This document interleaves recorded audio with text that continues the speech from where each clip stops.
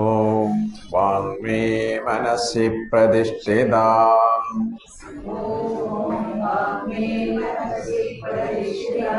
മനോമേ വാചി പ്രതിഷ്ഠിതം ആവിരാവിർമ ഏതി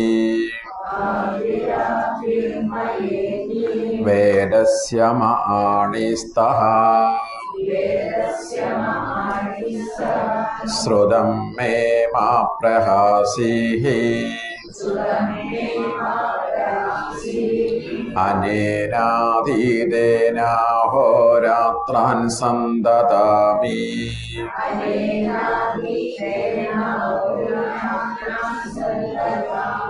ഋതം വദിഷ്യാമി സത്യം വദിഷ്യാമി തന്വാമവദോ തദ്വക്താരമവദോ അവതു മാം അവതു വക്താരം അവതു വക്താരം. ഓം ശാന്തി ശാന്തി ശാന്തി.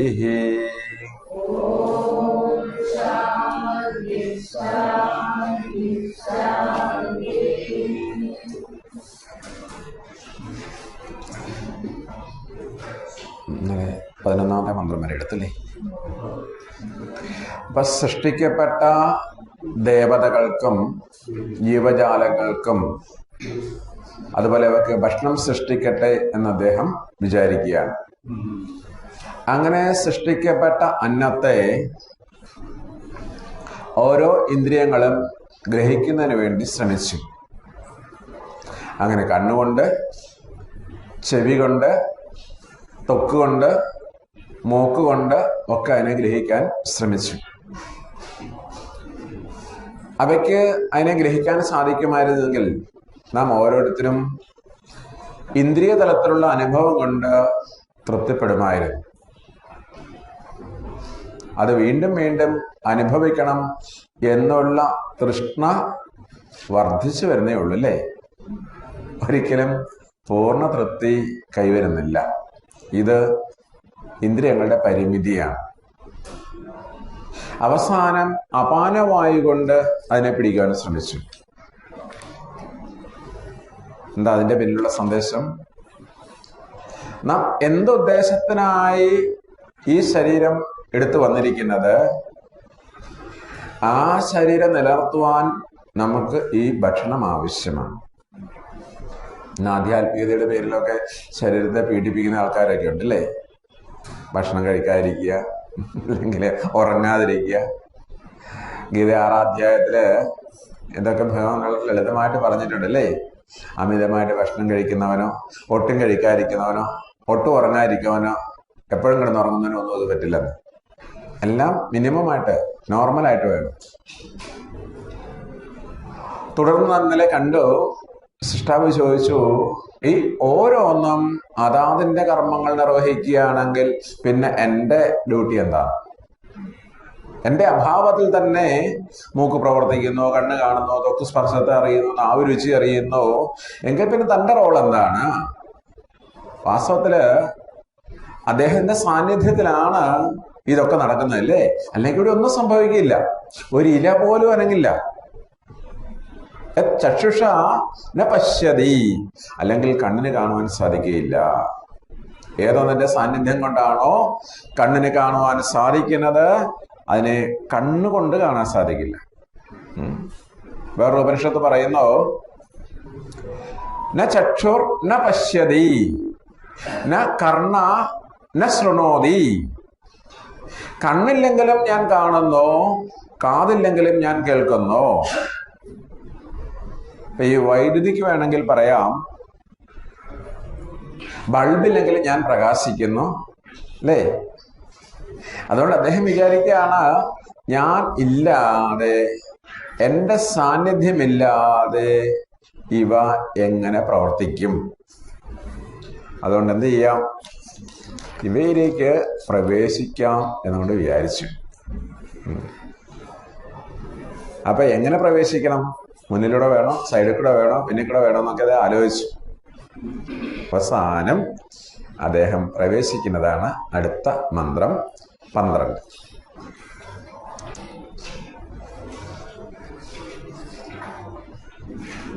സ ഏതമേവാ സീമാനം വിദാര്യ ഏതയാ ദ്വാരാ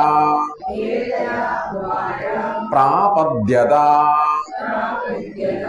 സൈഷാ വിധൃതിർനാമ ദ്വാസ്തത് ഏതത് നാന്ദനം തസ്യ ത്രയ ആവസദ ത്രയ സ്വപ്നാഃ അയം ആവസദ അയം ആവസദ അയം ആവസദിതി സ ഏതമേവ സീമാനം വിദാര്യ ഏതയാ ദ്വാരാ പ്രാപദ്യത സൈഷാ വിധൃതിർനാമ ദ്വാസ്തത് ഏതത് നാന്ദനം തസ്യ ത്രയ ആവസദ ത്രയഃ സ്വപ്നാഃ അയം ആവസദ അയം ആവസദ അയം ആവസദ് ഇതി.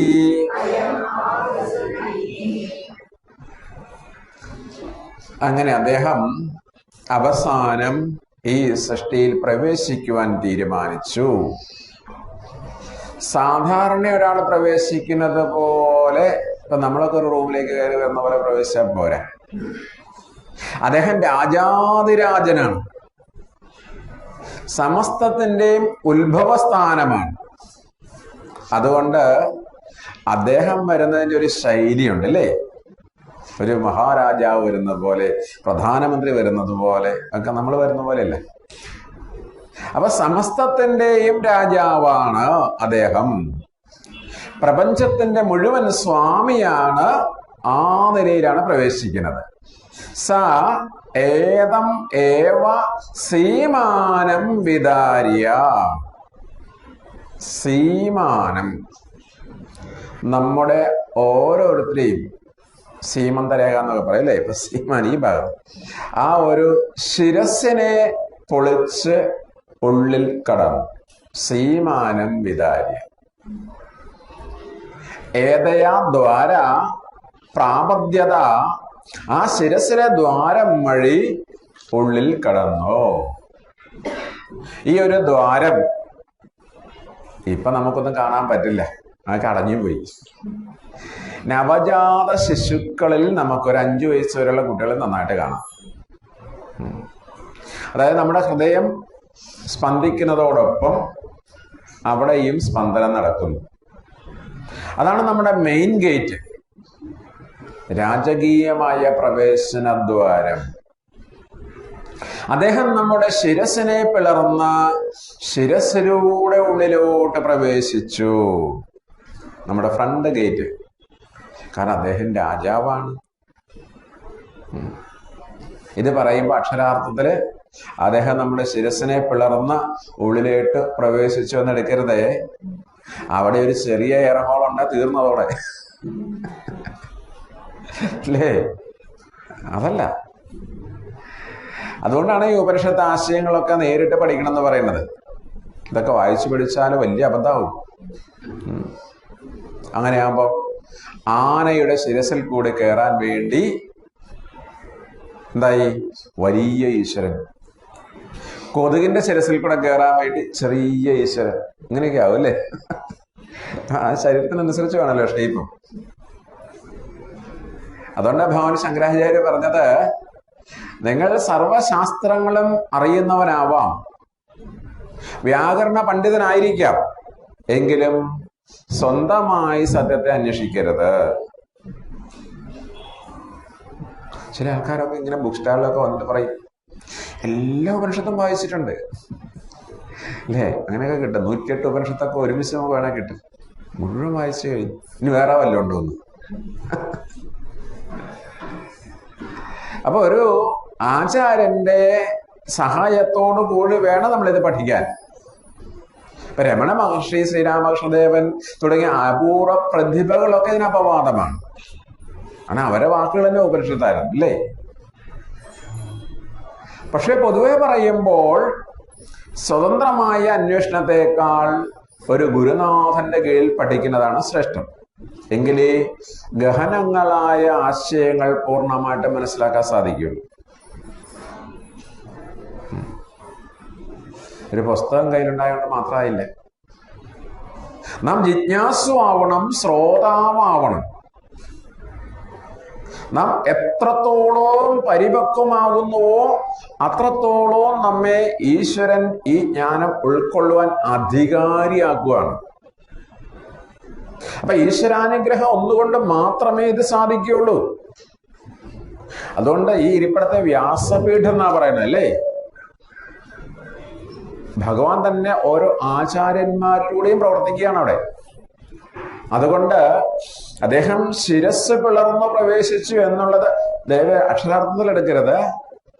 ഇപ്പൊ ഒരു മൺപാത്രം ഉണ്ടാക്കി കഴിയുമ്പോൾ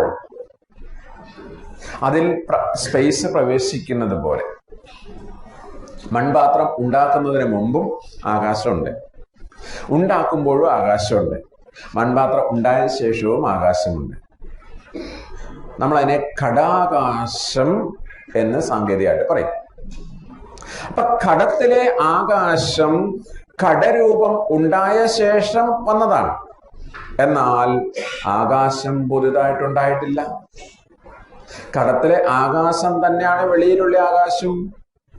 അതുപോലെ അന്തർ ബഹിശ്ച സർവം വ്യാപ്യ നാരായണ സ്ഥിതഃ, സമസ്ത ജീവജാലങ്ങളുടെയും ഉള്ളിലും വെളിയിലും അദ്ദേഹം നിറഞ്ഞു നിൽക്കുന്നു. അദ്ദേഹം പ്രവേശിക്കേണ്ട ആവശ്യമില്ല. കാരണം ഈ പ്രവേശനം എന്നൊക്കെ ആലങ്കാരികമായ പ്രയോഗമാണ്. അദ്ദേഹം പ്രവേശിക്കണമെങ്കിൽ അദ്ദേഹം ഇല്ലാത്ത സ്ഥലത്തേക്ക് പ്രവേശിക്കാൻ പറ്റുള്ളൂ. അത് അദ്ദേഹത്തിന്റെ സർവവ്യാപകത്വത്തെ ചോദ്യം ചെയ്യലാവും അല്ലേ, അതിന് വിരുദ്ധാവും. അതുകൊണ്ട് അദ്ദേഹം പ്രവേശിക്കുകയല്ല, അങ്ങനെ ധരിക്കരുത്. നമ്മുടെ ഇന്ദ്രിയങ്ങള്, തലച്ചോറ് എല്ലാം പ്രവർത്തിക്കുന്നത് ആ സാന്നിധ്യത്തിലല്ലേ. മയാധ്യക്ഷേണ പ്രകൃതി സൂയതേ സചരാചരം ഹേതു നാനേന കൗന്ദേയ ജഗത് വിപരിവർത്തതേ. ഈ ജഗത്ത് പ്രവർത്തിക്കുന്നതേ അദ്ദേഹത്തിന്റെ സാന്നിധ്യത്തിലാണ്. അതുപോലെ ഇക്കാണുന്ന പ്രപഞ്ചം മുഴുവൻ സൃഷ്ടിച്ച ശേഷം അദ്ദേഹം അതിനു നേരെ ഒന്ന് നോക്കിയിട്ടുണ്ടാവും. അതോടുകൂടി അതൊക്കെ പ്രവർത്തിക്കാൻ തുടങ്ങി ആ സാന്നിധ്യത്തിൽ തന്നെ. സൈഷാ വിധൃതിർനാമ, വിധൃതി ആ പ്രവേശന ദ്വാരത്തിന്റെ പേരാണ്. വിധൃതിർനാമ. നാന്തനം എന്നൊരു ആനന്ദ സ്ഥാനമാണിത്. ഈ ഭാഗത്തെ പറയുന്നതാണ്. ഇപ്പൊ മനുഷ്യന് ഇന്ന് നേടാൻ കഴിഞ്ഞതൊക്കെ, നേട്ടങ്ങളൊക്കെ അവന്റെ തലച്ചോറിന്റെ സംഭാവനകളാണ്. ഇന്ന് കാണുന്ന പുരോഗതികൾ, അത് യാത്രയുടെ കാര്യത്തിലായാലും ശരി, ചികിത്സാ രംഗത്തായാലും ശരി, ഞാൻ വ്യവഹരിക്കുന്ന ഏത് രംഗത്തായാലും ശരി, നേട്ടങ്ങളുടെ മുഴുവൻ കാരണം നമ്മുടെ ബ്രെയിനാണല്ലേ. പുതിയ പുതിയ ടെക്നോളജികൾ നമ്മുടെ കൈക്കുമ്പിളിലാണ് ലോകം മുഴുവൻ എന്നല്ലേ. കുറെ വർഷം മുമ്പൊക്കെ നമുക്ക് സ്വപ്നം കാണാത്ത രൂപത്തിലാണ് ഇപ്പം അല്ലേ. അപ്പൊ അത് അദ്ദേഹത്തിന്റെ സാന്നിധ്യത്തിലാണ് ഇത് പ്രവർത്തിക്കുന്നത്. നമുക്ക് അഭിമാനിക്കാൻ വലിയ കുഴപ്പമൊന്നുമില്ല ഇത്. അതുകൊണ്ട് ആധുനിക സാങ്കേതിക വിദ്യയും അത് നൽകിയ പുരോഗതിയും ഒക്കെ ഈശ്വര വൈഭവം തന്നെയാണ്. അദ്ദേഹം പ്രവേശിച്ചു, ഈ ജീവസൃഷ്ടിയിൽ പ്രവേശിച്ച രീതിയാണ് പറയുന്നത്. പ്രവേശിച്ച ഉടനെ തന്നെ അദ്ദേഹം സ്വയം മറന്നതുപോലെയായി. ഇപ്പൊ വൈദ്യുതി ഈ മൈക്കിൽ പ്രവേശിച്ചപ്പോൾ താൻ മൈക്കാണെന്ന് അഭിമാനിച്ചതുപോലെ, ആത്മസ്വരൂപം മനുഷ്യനിലേക്ക് പ്രവേശിച്ച സമയം ഞാൻ മനുഷ്യനാണ്, സസ്യങ്ങളിൽ പ്രവേശിച്ചപ്പോൾ ഞാൻ സസ്യമാണ്, മൃഗങ്ങളിൽ പ്രവേശിച്ചപ്പോൾ ഞാൻ മൃഗമാണ്. അതായത് സൃഷ്ടിയിൽ സൃഷ്ടാവ് പ്രവേശിച്ചപ്പോൾ സൃഷ്ടാവ് സ്വയം മറന്നതുപോലെ, അങ്ങനെ സ്വയം മറന്നതുപോലെ തോന്നുന്നതാണ് നമ്മൾ ഓരോരുത്തരും. ജീവൻ അത് 3 അനുഭവരംഗങ്ങളും 3 വാസസ്ഥാനങ്ങളും ഉണ്ടാക്കി. തസ്യ ത്രയ ആവസത ത്രയ, 3 അവസ്ഥകൾ. ഇപ്പോൾ നമ്മൾ അനുഭവിക്കുന്നതായ അവസ്ഥാത്രയങ്ങളല്ലേ, ജാഗ്രത, സ്വപ്നം, സുഷുപ്തി. ഈ 3 അനുഭവം, അയം ആവസത്, അയം ആവസത്, അയം ആവസത്, ഇതാണ് തന്റെ വാസസ്ഥാനം. അപ്പൊ ആത്മസ്വരൂപം മാത്രമേ ആദ്യം ഉണ്ടായിരുന്നുള്ളൂ. ആത്മാവാ ഇതം ഏക അഗ്ര ആസീഡ്, വേറൊന്നും തന്നെ ഇല്ല. അപ്പൊ സൃഷ്ടിക്ക് മുമ്പേ അത് മാത്രമേ ഉണ്ടായിരുന്നുള്ളൂ. അദ്ദേഹം ഈ കാണുന്ന സൃഷ്ടി, ഈ പ്രപഞ്ചത്തെയൊക്കെ സൃഷ്ടിച്ച ശേഷം അതിലേക്ക് പ്രവേശിച്ചു. തത് സൃഷ്ടുവാ തദേവാ പ്രാവശ്യത്.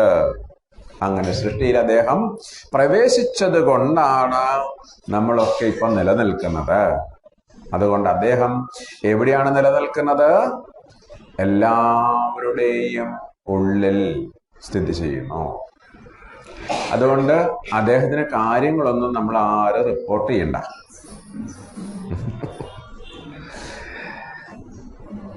കാരണം ഒരു റിപ്പോർട്ടേ അദ്ദേഹം വെച്ചിട്ടില്ലേ, ആരും വിശ്വാസമില്ലേ, നേരിട്ട് അതിനെല്ലാം ചെയ്യുകയാണ്. അതുകൊണ്ടാണ് ഇന്നലെ പറഞ്ഞല്ലേ, നമ്മൾ അങ്ങോട്ട് പോയി ലിസ്റ്റൊന്നും കൊടുക്കാൻ പോകണ്ട. അവിടെ പോയി വെറുതെ തൊഴുതുകൊണ്ട് നിന്നാൽ മതി. കാരണം നമ്മൾ അറിയുന്നതിനേക്കാൾ നമ്മെക്കുറിച്ച് അദ്ദേഹത്തിന് അറിയാം. പിന്നെ ഇപ്പൊ എന്താ അവിടെ ചെന്ന് ചെയ്യാൻ പറ്റുക? സ്തുതികളല്ലേ, പറഞ്ഞില്ലേ, ക്ഷേത്രജ്ഞനെ അറിയാനുള്ള, ക്ഷേത്രജ്ഞനെ കുറിച്ചൊക്കെ നല്ല ഡീറ്റെയിൽ ആയിട്ട് പറഞ്ഞു. അതൊക്കെ ചൊല്ലിയാൽ മതി. ഇതിലും വലിയ ഭഗവത് സ്തുതി വേറെ എവിടെയാ ഉള്ളത്? എല്ലാവരിലും ഇരുന്നു കൊണ്ട് നേരിട്ട് എല്ലാം അറിയുന്നു. 3 തരത്തിലുള്ള അവസ്ഥകളിൽ ഇരുന്നു കൊണ്ട്.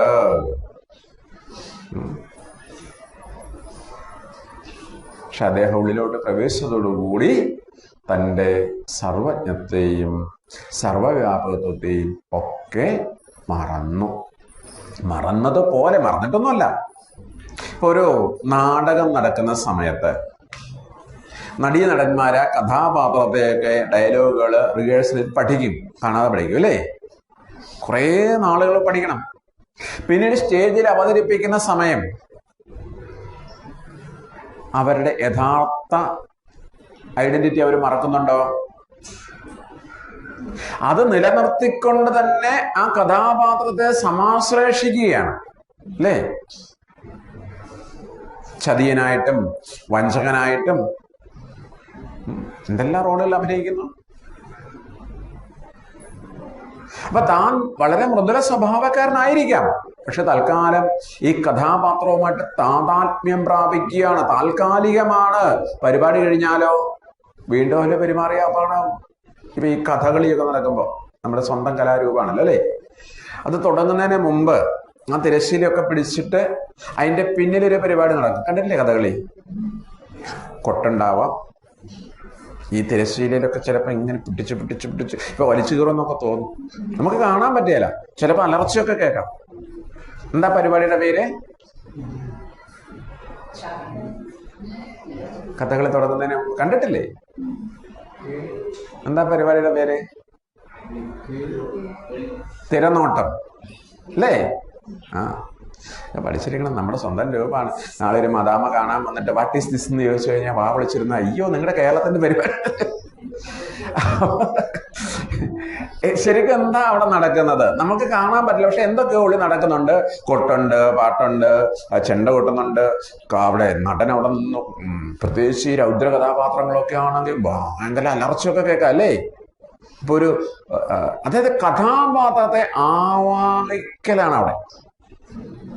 ആ, രൗദ്ര ഭീമന്റെ വേഷം കെട്ടി അങ്ങോട്ട് വന്നിട്ടേ ഉള്ളൂ ആ ഭീമനായിട്ട് അങ്ങോട്ട് രൂപം പ്രാപിക്കുകയാണ് ശരിക്കും. അതാണ് ആ നടക്കുന്നത്. ശരിക്കും കഥാപാത്രം ആവാഹിക്കലാണ്. ആ രൂപം അങ്ങോട്ട് ഇല്ലേ? അതൊരു വലിയൊരു കലയാണ്. പിന്നീട് തിരശ്ശീല അങ്ങോട്ട് മാറിയാൽ പിന്നെയോ 2-3 മണിക്കൂർ രൗദ്രഭീമൻ സ്റ്റേജിൽ നിറഞ്ഞാടും. അത് കഴിഞ്ഞ് വീണ്ടും തിരശ്ശീല കൊണ്ട് പിടിക്കും. ആ കഥാപാത്രത്തെ അവിടെ സമർപ്പിച്ച് നടൻ വേദി വിട്ടു പോകും. പിന്നെ അയാൾ അണിയറയിൽ കിടന്നിട്ട് വീണ്ടും ഗതയൊക്കെ എടുത്ത് ഞാൻ ഭീമനാന്ന് പറഞ്ഞ ആടി അയാൾ വേറെ എടുത്ത് കൊണ്ടേക്കൂല്ലേ. അപ്പൊ തൽക്കാലം എടുത്തൊരു വേഷമാണത്. അപ്പോഴും തന്റെ ഐഡന്റിറ്റി മറക്കാതെ തന്നെയാണ് ചെയ്യുന്നത് അല്ലേ? എന്നാലും താതാത്മ്യം പ്രാപിച്ച് ചെയ്യുന്നു ആ നടൻ.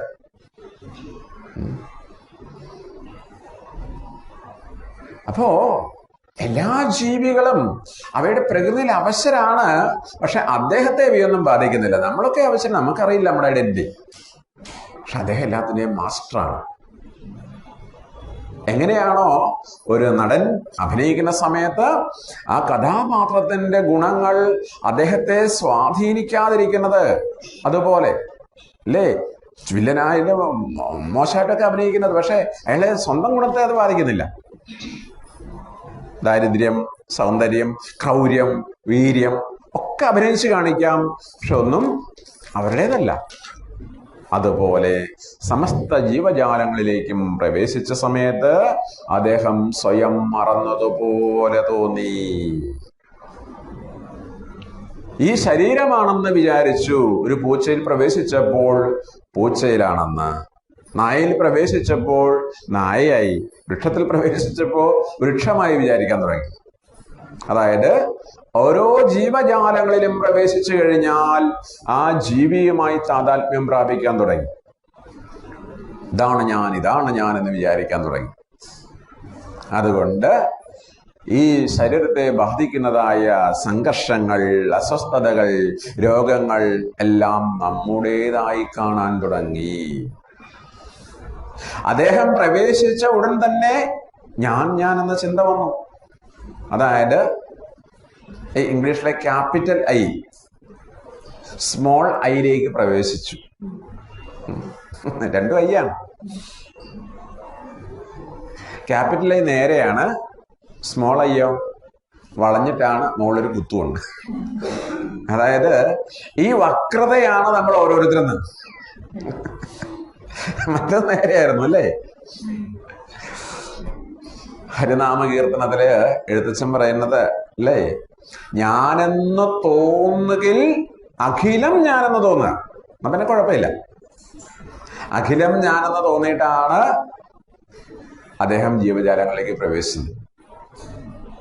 നമുക്കോ പക്ഷെ എല്ലാം വേറെ വേറെ തോന്നും. അദ്ദേഹത്തിന് കുഴപ്പമില്ല, നമുക്ക് വേറെ വേറെ തോന്നും. അതുകൊണ്ട് നമ്മൾ എന്ത് ചെയ്യുന്നു? അഭിഷേകം, അർച്ചന, വഴിപാടുകൾ, നമസ്കാരം, പരിഹാരക്രിയകള്. അപ്പൊ യഥാർത്ഥത്തിൽ വേണ്ടത് ഈ ലോകവും ഞാനും ഒന്നാണെന്ന് തോന്നണം. അതാണ് ഏറ്റവും വലിയ പരിഹാരം. അന്യപന്ഥ അയനായി വിദ്യതേ, വേറൊരു വഴിയുമില്ലെന്ന ഉപനിഷത്ത് പറയുന്നത്. അപ്പൊ അദ്ദേഹം ഉള്ളിൽ പ്രവേശിച്ചു, ജീവനെ പോലെ പ്രവർത്തിക്കാൻ തുടങ്ങി. നാം നമ്മുടെ സ്വപ്നത്തിൽ പലതും ആവുന്നത് പോലെ. അപ്പൊ ഈ ശരീരത്തിൽ പ്രവേശിച്ചപ്പോൾ അദ്ദേഹം പരിച്ഛിന്നനെ പോലെ പ്രവർത്തിക്കാൻ തുടങ്ങി. 3 അവസ്ഥകളും വന്നു ചേർന്നു: ജാഗ്രതാവസ്ഥ, സ്വപ്നാവസ്ഥ, സുഷുപ്തി അവസ്ഥ. ഈ 3 അവസ്ഥകളും ജീവന്റേതാണ്, എനിക്കും നിങ്ങൾക്കും മാത്രം സംഭവിക്കുന്നതാണ്. അദ്ദേഹത്തെ ടോട്ടാലിറ്റിയിൽ അങ്ങനെ ഒന്നുമില്ല. കാരണം ഇവിടെ പ്രകാശമുള്ളപ്പോൾ വേറെ കുറെ ഭാഗം ഇരുട്ടാണ്. ഇനി അവിടെ വെളിച്ചമാവുമ്പോൾ ഇവിടെ ഇരുട്ടാവും. അപ്പോൾ ഈശ്വരൻ സമഷ്ടി എപ്പോഴും പ്രവർത്തിച്ചുകൊണ്ടിരിക്കുകയാണ്. അങ്ങനെ വിശാലമായി ചിന്തിക്കുമ്പോഴേ ഇതിനെ ഉൾക്കൊള്ളാൻ സാധിക്കുകയുള്ളൂ. പറഞ്ഞുകൊണ്ടിരുന്നത് ഈ ജീവൻ 3 അവസ്ഥകളെയും അനുഭവിക്കുന്നു: ജാഗ്രത്, സ്വപ്നം, സുഷുപ്തി അവസ്ഥകൾ. തുടർന്ന് 13 സജാതോ ഭൂതാനി അഭിവൈഖ്യത് കിമിഹാന്യം വാവദിഷദിതി സ ഏവമേവ പുരുഷം ബ്രഹ്മ തദമം അപശ്യത് ഇദം അദർശമിതി സ ജാതോ ഭൂതാനി അഭിവൈഖ്യത് കിമിഹാന്യം വാവദിഷദിതി സ ഏവമേവ പുരുഷം ബ്രഹ്മ തദമം അപശ്യത് ഇദം അദർശമിതി. ഇനി പിരിച്ചു പറയുന്നത് നോട്ട് ചെയ്ത് വെക്കണം, പിന്നീട് വായിക്കുമ്പോൾ തെറ്റായിരിക്കും. അപ്പോ അങ്ങനെ സമസ്ത ശരീരങ്ങളിലും പ്രവേശിച്ച പരമേശ്വര രൂപം സമസ്ത ശരീരങ്ങളിലും പ്രതിഫലിച്ചു. അങ്ങനെ അദ്ദേഹം സമസ്ത ജീവജാലങ്ങളിലൂടെയും നോക്കിയപ്പോൾ ഭൂതാനി അഭിവൈഖ്യത്, അദ്ദേഹത്തിന് മനസ്സിലായി, കിം ഇഹ അന്യം വാ, ഞാൻ അല്ലാതെ എന്താ ഇപ്പൊ ഇവിടെ ഉള്ളതെന്ന്. ഞാൻ അല്ലാതെ എന്താ ഇപ്പൊ ഇവിടെ ഉള്ളത്, എന്നിൽ നിന്നും വ്യത്യസ്തമായിട്ട് എന്താ ഇവിടെ ഉള്ളതെന്ന്. മയാ തദമിദം സർവം. ഇതേ കാര്യമാണ് പിന്നീട് ഗീതയിൽ ഭഗവാൻ പറഞ്ഞതല്ലേ, മത്ത പരതരം നാന്യത് കിഞ്ചിതസ്തി ധനഞ്ജയ. ശരിക്കും ഉപനിഷത്ത് പഠിച്ചിട്ട് ഗീത പഠിച്ച എന്ത് എളുപ്പല്ലേ. ഹേ ധനഞ്ജയ, എന്നിൽ നിന്നും അന്യമായിട്ട് ഭിന്നമായി ഒന്നും തന്നെ ഇല്ല. സമസ്തവും എന്നിൽ ഒരു മാലയിൽ മുത്തുകൾ എന്ന വണ്ണം കോർക്കപ്പെട്ടിരിക്കുന്നു. സൂത്രേ മണിഗണ ഇവ. എന്നെ ആസ്പദമാക്കിയാണ് ഇവയൊക്കെ സ്ഥിതി ചെയ്യുന്നത്. ഞാൻ ഇവയൊക്കെ സൃഷ്ടിച്ചു, ഞാൻ അവയിൽ പ്രവേശിച്ചു. എന്നിട്ട് ഞാൻ നോക്കിയ സമയത്തോ ഒന്നുമില്ല, എല്ലാം ഞാൻ തന്നെ. ഒരു സിനിമാ സംവിധായകൻ അതിന്റെ ഇന്നലെ പറഞ്ഞില്ല, ആദ്യ പ്രദർശനം, നിറഞ്ഞ സദസ്, ആൾക്കാരൊക്കെ ഇടിച്ചു കയറുക, ടിക്കറ്റ് കിട്ടാതെ പോകുന്നു കുറെ പേര്. അങ്ങനെ ആ നിറഞ്ഞ സദസ്സൊക്കെ കാണുമ്പോൾ അദ്ദേഹം പറയുകയാണ്, ഇതൊക്കെ എൻ്റെ ഗ്ലോറിയാണ് അല്ലേ. എവിടെയൊക്കെ ഉള്ള ആളുകൾ താനൊരു കഥയുമായിട്ട് അവരെ ബന്ധിപ്പിച്ചിരിക്കും. അത് കാണാൻ വരുന്നു, ചിലർ കരയുന്നു, ചിലർ ചിരിക്കുന്നു അല്ലേ. അതുപോലെ തന്നിൽ നിന്നും വ്യത്യസ്തമായി ഇവിടെ ഒന്നുമില്ല. ഈശാവാസ്യമിതം സർവം. ഈ ഒരു ഭാവമാണ് നാം ആത്യന്തികമായി ശ്രദ്ധ കേന്ദ്രീകരിക്കേണ്ടത്. ഈ പ്രപഞ്ചം മുഴുവൻ ആ പരമപുരുഷന്റെ ഒരു എക്സ്റ്റൻഷനായിട്ട്, ഒരു വിലാസമായിട്ട് അദ്ദേഹം കാണുകയാണ്. അദ്ദേഹം തന്നെ അതിനെ ബ്രഹ്മാകാരമായി, ബ്രഹ്മസ്വരൂപമായി വീക്ഷിച്ചു. അപ്പോൾ സൃഷ്ടിച്ച അദ്ദേഹം സൃഷ്ടി മുഴുവൻ തന്മയമായിട്ട് കണ്ടു. ഇപ്പൊ പൗരാണിക സാഹിത്യത്തിലെല്ലാം നമ്മൾ കാണുന്നതിന് ഉപരിയായൊരു വീക്ഷണമാണ് ഇവിടെ. അവിടെ പ്രഹ്ലാദന്റെ ഒക്കെ പറയുമ്പോ അതിന്റെ ഈശ്വരൻ ഇവിടെയുണ്ടോ ഇവിടെയുണ്ടോ എന്നൊക്കെ ചോദിക്കുന്നുണ്ട് ഹിരണ്യകശിപു അല്ലേ? തൂണിലുണ്ടോ തുരുമ്പിലുണ്ടോ എന്നൊക്കെ ചോദിക്കുന്നുണ്ട്. അപ്പം ഭഗവാൻ പ്രഹ്ലാദൻ പറഞ്ഞ തൂണിലും തുരുമ്പിലും ഒക്കെ ഉണ്ടെന്നല്ലേ? അപ്പൊ തുരുമ്പില്ലെങ്കിലോ? വാസ്തവത്തിൽ തൂണിലും തുരുമ്പിലും എന്നൊക്കെ പറയുമ്പോൾ ഈ തൂണും തുരുമ്പും ഈശ്വരനാണ്. അതിൽ നിന്ന് വ്യത്യസ്തമായിട്ടൊന്നുമില്ലേ. ഇതാണ് വീക്ഷണം. സമസ്തവും അദ്ദേഹത്തിന്റെ പ്രകടനമാണ്. സ്ഥാവരവും ജംഗമവും എല്ലാം. പർവ്വതങ്ങളിൽ അദ്ദേഹം എങ്ങനെ സ്ഥിതി ചെയ്യുന്നു? പർവ്വതാകാരമായിട്ട് സ്ഥിതി ചെയ്യുന്നു.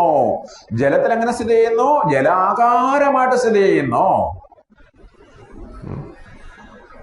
തദമം അപശ്യത്, സർവവ്യാപിയായി ദർശിച്ചു. വേറൊന്നും തന്നെ ഇല്ല. ഇതിനെയാണ് സർവന്തര്യാമിത്വം എന്ന് പറയുന്നത്, സർവാത്മകത്വം എന്ന് പറയുന്നത്. ഈ സർവാത്മകത്വമാണ് ഈശ്വരന്റെ പരമോന്നതമായ ഭാവം, നമ്മളൊക്കെ എത്തിച്ചേരേണ്ട ഭാവം. ലാഹോർ യൂണിവേഴ്സിറ്റിയില് മാത്തമാറ്റിക്സ് പ്രൊഫസറായിരുന്നു തീർത്ഥാറാം ഗോസ്വാമി.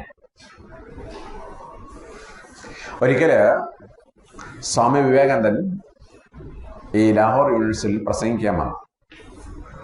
പ്രഭാഷണമൊക്കെ കഴിഞ്ഞു. അദ്ദേഹം ഉച്ചയ്ക്ക് ഭിക്ഷയ്ക്കായിട്ട് ഈ മാത്തമാറ്റിക്സ് പ്രൊഫസറുടെ വീട്ടിലാണ് വന്നത്.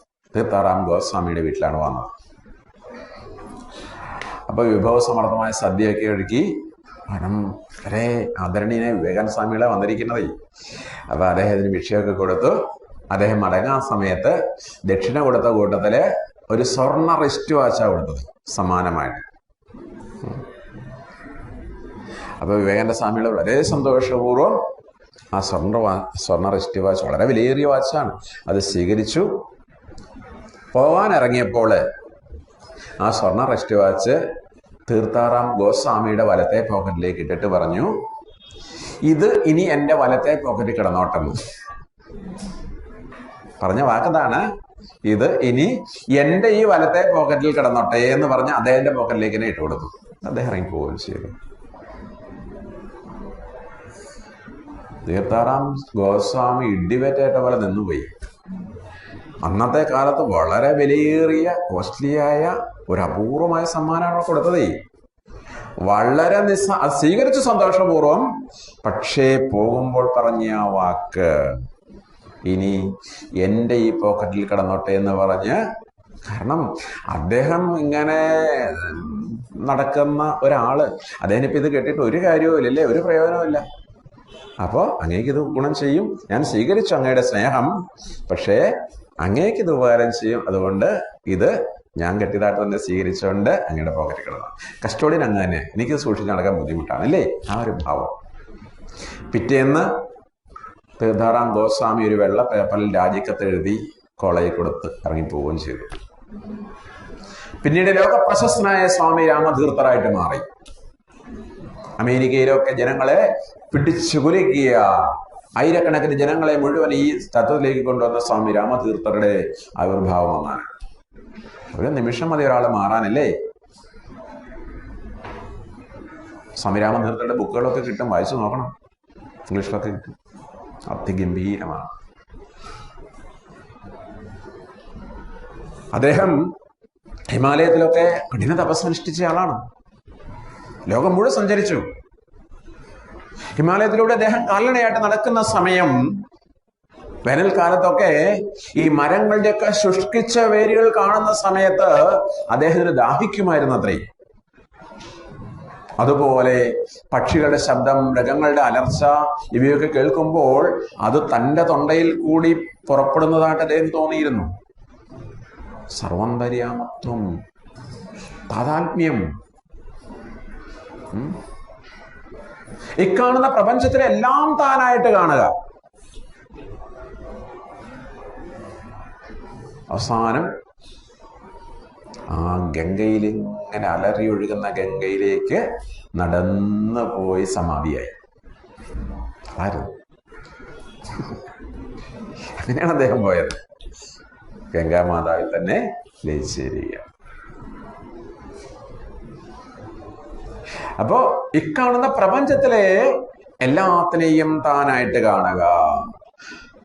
നമ്മൾ ഈ ശരീരവുമായി മാത്രം താതാത്മ്യം പ്രാപിക്കുന്നവരാണല്ലേ. എന്റേത് എന്റേത് എന്റേത് അതിന്റെ ദുഃഖങ്ങള്.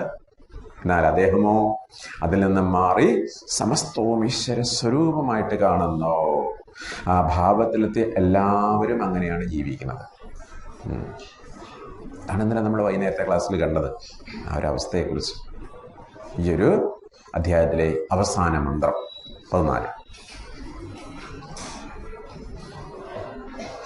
തസ്മാദിദന്ത്രം ഇദന്ത്രാനാമ ഇദന്ത്രോഹ വൈ നാമ തമിദന്ത്രം സന്തമിന്ദ്ര ഇത്യാചക്ഷതേ പരോക്ഷേണ പരോക്ഷപ്രിയ ഇവ ഹി ദേവാഃ പരോക്ഷപ്രിയ ഇവ ഹി ദേവാഃ തസ്മാദിദന്ത്രോ നാമ ഇദന്ത്രോഹ വൈ നാമ തമിദന്ത്രം സന്തമിന്ദ്ര ഇത്യാചക്ഷതേ പരോക്ഷേണ പരോക്ഷപ്രിയ ഇവ ഹി ദേവാഃ പരോക്ഷപ്രിയ ഇവ ഹി ദേവാഃ. ഇങ്ങനെ ഈ പ്രപഞ്ചത്തിന്റെ സത്യം ആദ്യം ദർശിച്ചത് പ്രപഞ്ചം സൃഷ്ടിച്ച പരമാത്മാവ് തന്നെ. അദ്ദേഹം സ്വയം സത്യം അറിഞ്ഞു. അദ്ദേഹത്തെ അറിയുവാൻ ശ്രമിച്ചവർക്ക് ആ സത്യം ബോധ്യമാക്കി കൊടുത്തു. തസ്മാത് അതുകൊണ്ട് അദ്ദേഹത്തെ ഇദന്ത്രോ നാമ ഇദന്ത്രൻ എന്ന് വിളിക്കുന്നു. വൈദിക സാഹിത്യത്തിൽ പിൽക്കാലത്ത് സൃഷ്ടാവിനെ ഇദന്ത്രൻ എന്നാ പറഞ്ഞു വരുന്നത്. ഇദന്ത്രൻ എന്ന് പറഞ്ഞാൽ ഇദം ദൃഷ്ട്വാ, ഈ കാണുന്നതിന്റെ മുഴുവൻ രഹസ്യം കണ്ടവൻ.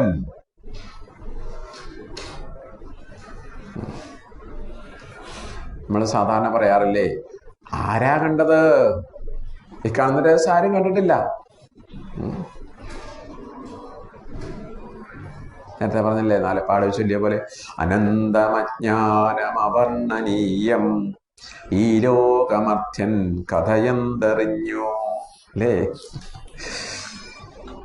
അപ്പോ വേറെ ആരും ഈ രഹസ്യം കണ്ടിട്ടില്ല, കണ്ടത് അദ്ദേഹം മാത്രം.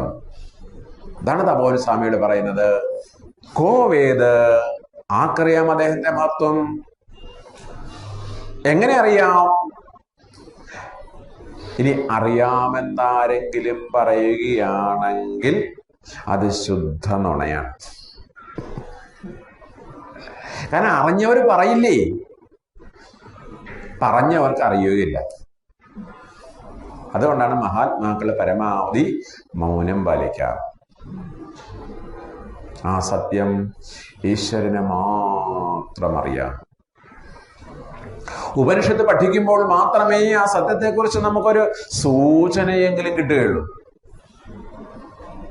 ഇതൊക്കെ വൈദിക സംബന്ധമായ സ്റ്റേറ്റ്മെന്റ്സ് ആണ്. അപ്പൊ ഇതിൽ പറഞ്ഞിരിക്കുന്ന ആശയങ്ങൾ പല രൂപത്തിൽ നമ്മൾ പറയാറുണ്ട്, പക്ഷെ മൂലം ഇതാണ്. ഇനി അദ്ദേഹത്തെ ഇദന്ത്രൻ എന്നാണ് വിളിക്കുന്നതെങ്കിലും പരോക്ഷമായി ഇന്ദ്രൻ എന്നാണ് വിളിക്കപ്പെടുന്നത്. തം ഇദന്ത്രം സന്തമിന്ദ്ര ഇത്യാചക്ഷതേ. പരോക്ഷേണ. പരോക്ഷേണ എന്നാൽ നേരിട്ട് അദ്ദേഹത്തെ അഭിസംബോധന ചെയ്യാറില്ലെന്ന്. ഇപ്പൊ സത്, ചിത്, ആനന്ദം എന്നുള്ളതാണ് നേരിട്ടുള്ള വാക്കുകൾ. പക്ഷെ ആരെങ്കിലും അങ്ങനെ വിളിക്കാറുണ്ടോ? ഭഗവാൻ സച്ചിത്താനന്ദാണ്. നമ്മളെന്താ വിളിക്കുക? പരോക്ഷമായി ഓം നമോ ഭഗവതേ വാസുദേവായ, ഓം നമ ശിവായ, ഇല്ലേ? അമ്മേ നാരായണ, ഇങ്ങനെയൊക്കെ നമ്മൾ വിളിക്കുന്നത്. അതാണ് പരോക്ഷേണ. അതേ വാക്കുകൾ വേറെ പലരും പല വാക്കുകളിലും പറയാറുണ്ടല്ലേ? കാരണം ഈ വളഞ്ഞ വഴിയിൽ കൂടി പറയുന്നതാണ് പലർക്കും ഇഷ്ടം. നേരിട്ട് പറയാറില്ല. പരോക്ഷപ്രിയായി വഹി ദേവാഹ, ദേവന്മാർക്കൊക്കെ പരോക്ഷപ്രിയന്മാരാണ്. പരോക്ഷമായ പേരുകളിൽ അറിയപ്പെടാനാണ് ദേവന്മാർക്കും ഇഷ്ടം. നമ്മൾ തന്നെ കാഷ്വലായിട്ട് ഇപ്പൊ സംസാരിക്കുന്ന സമയത്ത് മുഴുവൻ പേരും പറയാറുണ്ട്. പ്രത്യേകിച്ചും കുട്ടികളോടൊക്കെ സംസാരിക്കുമ്പോ കിച്ചു, കിന്നു എന്നൊക്കെ വിളിക്കുക അല്ലേ? അതിനകത്ത് കുറച്ച് അപകടം ഉണ്ട് താനും. ഈ ചെറുപ്പത്തിലെ തന്നെ കുട്ടികൾക്ക് കൃഷ്ണ എന്ന് പേരിടും. അത് കിച്ചു എന്ന് വിളിക്കും. 90 വയസ്സായാലും കിച്ചുവായിട്ടിരിക്കും അല്ലേ? അത് ശ്രദ്ധിക്കണം നാം. പിന്നെ അവർക്കെന്താ നാണക്കേടാവും. ചെറുപ്പത്തിലൊക്കെ നമ്മള് അത്യാവശ്യമൊക്കെ വിളിക്കാം, പക്ഷെ ഇപ്പോഴും അങ്ങനെ ആവരുത്. നമ്മളെ ബഹുമാനിക്കുന്ന ആൾക്കാരെ പേര് ചൊല്ലി വിളിക്കാറുണ്ടോ? അല്ലേ? കോടതിയിലൊക്കെ ജഡ്ജിനെ എങ്ങനെയാ വിളിക്കും? യുവർ ഓണർ അങ്ങനെ വിളിക്കണം. ചിലപ്പോ ആ വക്കീല് ജഡ്ജിയേക്കാളും സീനിയർ ആയിരിക്കും അല്ലേ? ചിലപ്പോ ഈ വക്കീലിനെ പഠിപ്പിച്ചിട്ടുള്ള ആളായിരിക്കും. പക്ഷെ എന്നാലും യുവർ ഓണർ, ബഹുമാനം. ലീഡർ വരുന്നുണ്ട്, മാറി നിൽക്കൂ, മാറി നിൽക്കൂ. നേതാക്കന്മാർ വരുമ്പോൾ പല രാണികൾ പറയുന്നല്ലേ? കാരണം ലീഡർ കഥ കേൾക്കാൻ ഇഷ്ടം. പേരല്ല, പരോക്ഷപ്രിയ. എന്തിനേറെ ഇപ്പൊ നമ്മുടെ നാട്ടിലൊക്കെ പൊതുവേ ഭർത്താക്കന്മാരുടെ പേര് ഭാര്യമാര് വിളിക്കാറില്ലല്ലോ അല്ലേ? കുട്ടികളുടെ അച്ഛൻ എന്നൊക്കെയാ വിളിക്കുക. ഇപ്പൊ പിന്നെ അതൊക്കെ പോയി എടാ പടാന്നൊക്കെയായി. അപ്പോ ഈ പ്രപഞ്ചത്തിന്റെ മുഴുവൻ രഹസ്യവും അറിഞ്ഞാൾ അദ്ദേഹം മാത്രമാണ്. അദ്ദേഹത്തെ പരോക്ഷമായി പേരുകളിൽ നാം അഭിസംബോധന ചെയ്യുന്നു. ഈ വിശാലമായ പ്രപഞ്ചം മുഴുവൻ അദ്ദേഹത്തിന്റെ ഒരു ചെറിയ അംശം മാത്രമാണ്. നമ്മൾ പുരുഷ സൂക്തത്തിൽ എന്താ പറയുന്നത്? വിഷ്ടപ്യാഹമിദം കൃഷ്ണം ഏകാംശേന സ്ഥിതോ ജഗത്, ഇല്ലേ? അതിന്റെ കാലംശം മാത്രമേ ഉള്ളൂ. അതിലാണ് ഈ വിശാലമായി നമ്മൾ ഈ കാണുന്നത് മുഴുവൻ.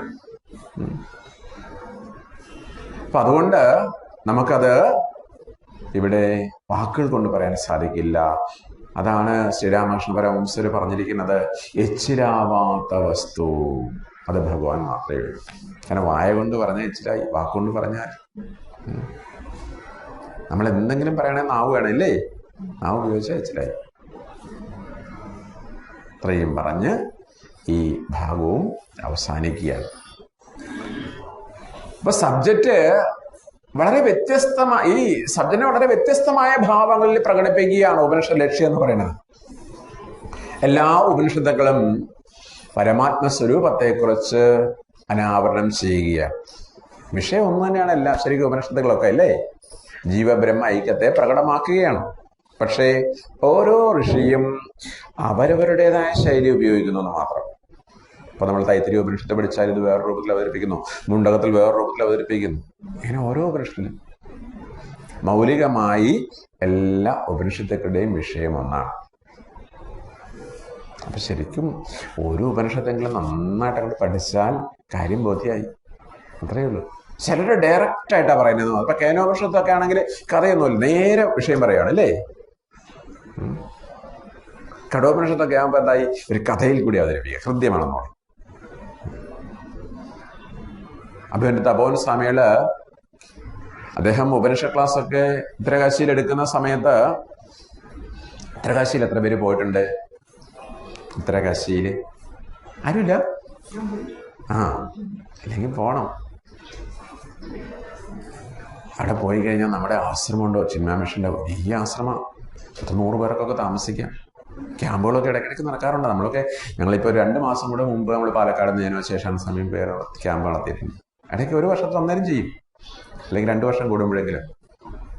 ഒരു വലിയൊരു അനുഭൂതിയാണ് ശരിക്കും അവിടെയൊക്കെ പോയി ഇരിക്കുന്നത്.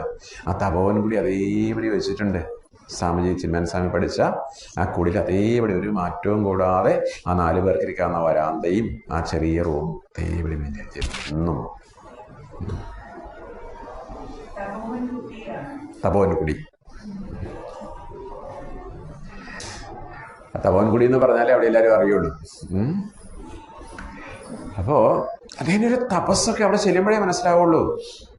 വെളുപ്പിന് 3 മണിക്ക് എഴുന്നേക്കും അത്രയും. എന്നിട്ട് ആ ഗംഗയിൽ പോയി കുളിക്കും. നമ്മൾ നട്ടുച്ചയ്ക്ക് കുളിക്കാൻ പറ്റാത്ത സാധനമാണ്. എന്നിട്ട് 1.5 കിലോമീറ്റർ നടന്നു പോകും. സൗമ്യകാശി ക്ഷേത്രമുണ്ട് അവിടെ. അവിടെ പോയി നേരിട്ട് ഭഗവാൻ അഭിഷേകം ചെയ്യും ഗംഗാജലം കൊണ്ട്. തിരിച്ചു വരും. ആ വരാന്തയിൽ ഇങ്ങനെ നോക്കിയിരിക്കും. താഴെ കൂടെ ഗംഗയാണ് ഒഴുകുന്നത്. നേരെ പ്രഭാതമാകുമ്പോൾ ശിഷ്യന്മാരൊക്കെ വരും ബുക്കുമായിട്ട്. അദ്ദേഹൻ്റെ കയ്യിലൊന്നും ഉണ്ടാവില്ല. അവർ ടെസ്റ്റ് കൊടുക്കും, പഠിപ്പിക്കും, കഴിഞ്ഞപ്പോൾ പോകണം. അപ്പോൾ ചിന്മയാനന്ദ സ്വാമികളൊക്കെ പഠിപ്പിച്ചിരുന്ന സമയത്ത് 4-5 പേരെ കേൾക്കാനുള്ളൂ. അതാണ്. അദ്ദേഹം അംഗീകരിക്കാത്തവരെ അവിടെ ഇരുത്തൂല്ലായിരുന്നു. ഈ ഗസ്റ്റായിട്ട് കാണാൻ വരുന്നവരൊക്കെ ചിലപ്പോൾ വന്ന് കേട്ടിട്ട് പോകും ഒരു ദിവസമൊക്കെ. പക്ഷെ ഈ സ്ഥിരമായിട്ട് ഉപനിഷത്ത് കേൾക്കുന്ന അവിടെ വേറെ ആൾക്കാരെ, പുതിയ ആൾക്കാരെ ഇരുത്തില്ല. അതാണ്. കാരണം അധികാരികളെ മാത്രമേ കേൾപ്പിക്കുകയുള്ളൂ. അതൊരു രീതി. പരാചാര്യന്മാരും അങ്ങനെ ചെയ്യാറുണ്ട്.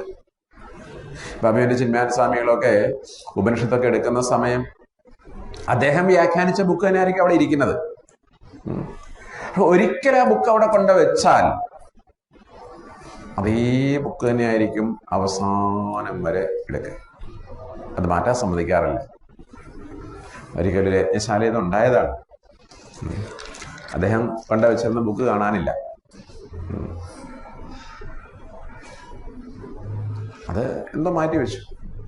വന്ന വഴി ഇത് കണ്ടോ, വേർ ഈസ് മൈ ബുക്ക്. കാരണം അദ്ദേഹം ബുക്ക് കൊണ്ടൊന്നുമല്ല സ്വാമിജി വരാറ്, കൈപേശി ഇങ്ങോട്ട് വരികയുള്ളൂ. Where is my book. ഉടനെ സെക്രട്ടറി പോയി ബുക്ക് സ്റ്റാളിൽ നിന്നൊരു ബുക്ക് കൊണ്ടുവച്ചു. വീണ്ടും ഗൗരവത്തിൽ, വേർ ഈസ് മൈ ബുക്ക്. കാരണം ഒരു പ്രത്യേക ഉദ്ദേശത്തിന് വന്നതാണ്. അത് കഴിയുന്നത് വരെ ചില ചിട്ടകൾ. അതാണ്. ഇതൊക്കെ ഓരോ ഋഷീശ്വരന്മാർക്കും അവരുടേതായ ശൈലികളുണ്ടായിരുന്നു. എല്ലാ കാര്യത്തിലും അവരുടേതായ അവതരണ ശൈലികൾ. അപ്പൊ ആ ഒരു ഔന്നത്യത്തില്, ആ ഒരു നിസ്വാർത്ഥതയില്, ജനക്ഷേമത്തിൽ പ്രേരിതരായിട്ട് പ്രവർത്തിക്കുന്ന സമയത്ത് അവരുടേതായ നിലപാടുകൾ കൈക്കൊള്ളുന്നു.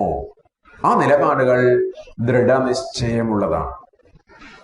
ആ കാലഘട്ടത്തിന്റെ നവോത്ഥാനത്തിന് ആവശ്യമാണ്. ഭഗവാൻ ശ്രീശങ്കരനെ പോലും വിമർശിച്ച എത്രയോ ആൾക്കാർ സ്വസമുദായത്തിൽ പോലും ഉണ്ടായിരുന്നു, അല്ലേ? എത്രമാത്രം വിമർശനങ്ങള്. അവസാന കാലത്ത് സ്വന്തം അമ്മയുടെ സംസ്കാരത്തിൽ പോലും പങ്കെടുത്തില്ല അവരല്ലേ?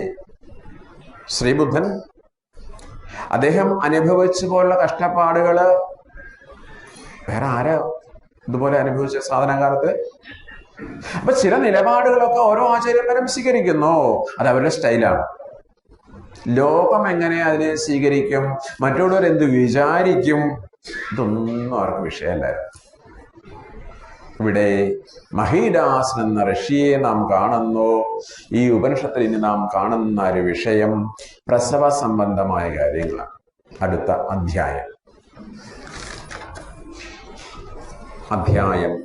2 ഭാഗം 1. അപക്രാമന്തു ഗർഭിണ്യഃ പുരുഷേഹ വാ അയമാദിതോ ഗർഭോ ഭവതി ഏതേതത് രേതഃ തദേതത് സർവേഭ്യാം അംഗേപ്യസ്തേജഃ സംഭൂതമാത്മന്യേവാത്മാനം ബിഭർത്തി തത് യഥാ സ്ത്രീയാം സിഞ്ചതി യഥൈന ജനയതി തദസ്യ പ്രഥമം ജന്മ അപക്രാമന്തു ഗർഭിണ്യഃ പുരുഷേഹ വാ അയമാദിതോ ഗർഭോ ഭവതി യദേതദ്രേതഃ തദേതഃ സർവേഭ്യാം അംഗേഭ്യസ്തേജഃ സംഭൂതമാത്മന്യേവാത്മാനം വിഭർത്തി തത് യഥാ സ്ത്രീയാം സിഞ്ചതി യഥൈന ജനയതി തദസ്യ പ്രഥമം ജന്മ അഭക്രാമന്തു ഗർഭിണ്യഃ. ഋഷി പറയുകയാണ്, ഗർഭാവസ്ഥയിലുള്ള ആരെങ്കിലും ഉണ്ടെങ്കിൽ തൽക്കാലം വെളിയിലോട്ട് പോക്കോളെ. നിങ്ങളോടല്ല കേട്ടോ. മഹീദാസ ഋഷി പറയുകയാണ്, കുറെ അർത്ഥങ്ങളുണ്ട് ഈ വാക്കിനൊക്കെ. മന്ത്രമാണ്, എഴുതി ചേർത്തൊന്നുമല്ല. വൈദിക കാലഘട്ടത്തിൽ ഋഷിമാരുടെ സന്നിധിയിൽ സത്യാന്വേഷിയുടെ കൂട്ടത്തിൽ സ്ത്രീകൾക്ക് പഠിക്കാൻ സ്വാതന്ത്ര്യമുണ്ടായിരുന്നു. എല്ലാ പ്രായത്തിലുമുള്ള സ്ത്രീകൾ പഠിക്കാൻ വന്നിരുന്നു.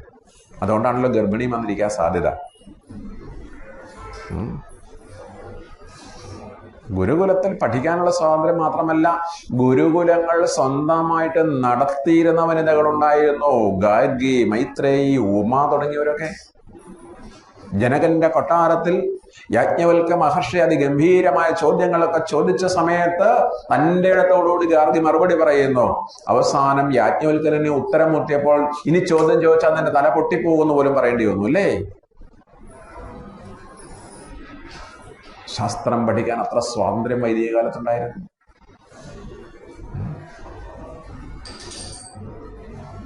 അപ്പൊ ഇനി പറയൂ, ഈ പുരുഷ മേധാവിത്വമൊക്കെ എങ്ങനെയാ വന്നതെന്ന് നമ്മൾ കണ്ടുപിടിക്കണം അല്ലേ. വലിയ വിമർശനങ്ങളൊക്കെ നമ്മളെ കുറിച്ച് പറയാറുണ്ടല്ലോ, സനാതന ധർമ്മത്തെ കുറിച്ചൊക്കെ. എന്തായാലും വൈദിക സാഹിത്യത്തിൽ ഇതൊന്നില്ലായിരുന്നു. അവര് ശ്രോതാക്കളായിരുന്നു, ഋഷിമാരുമായിരുന്നു. പലയിടത്തും ഋഷിയും പത്നിയും തമ്മിലുള്ള സംവാദം കാണാൻ നമുക്ക് സാധിക്കും.